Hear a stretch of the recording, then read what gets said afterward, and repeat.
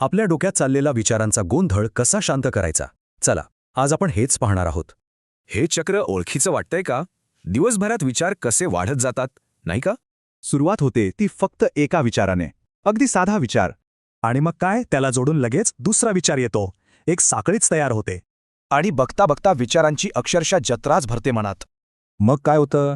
डोकं थकून जातं, पण झोप काही लागत नाही. हाच तो अतिविचार.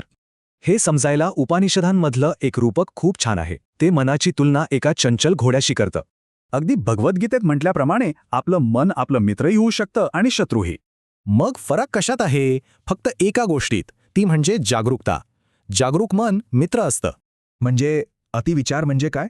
तर चालकाशिवाय सुसाट धावणारं एक शक्तिशाली इंजिन.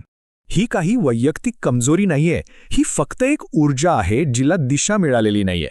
ज्योतिषशास्त्रानुसार हुशार लोकांमध्ये हे जास्त दिसतं. त्यांच्या तीक्ष्ण मनाला फक्त योग्य दिशेची गरज असते. मग ह्या ऊर्जेला योग्य वळण कसं द्यायचं? त्यासाठी ह्या 3 सोप्या पायऱ्या आहेत. सगळ्यात आधी एक हात कपाळावर आणि दुसरा हृदयावर ठेवा.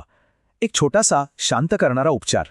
आता कल्पना करा, एक निळा पांढरा प्रकाश तुमच्या विचारांना शांत करतोय, अगदी ढगांसारखं. आता मनाला आणखी स्थिर करण्यासाठी हा एक साधा आणि प्रभावी मंत्र आहे. हा मंत्र स्पष्टता आणि संतुलित विचारांचं प्रतीक आहे. यामुळे लक्ष केंद्रित होतं. आणि शांत मनासाठी हा रोजचा सराव खूप महत्वाचा आहे. फक्त काही मिनिटं लागतील.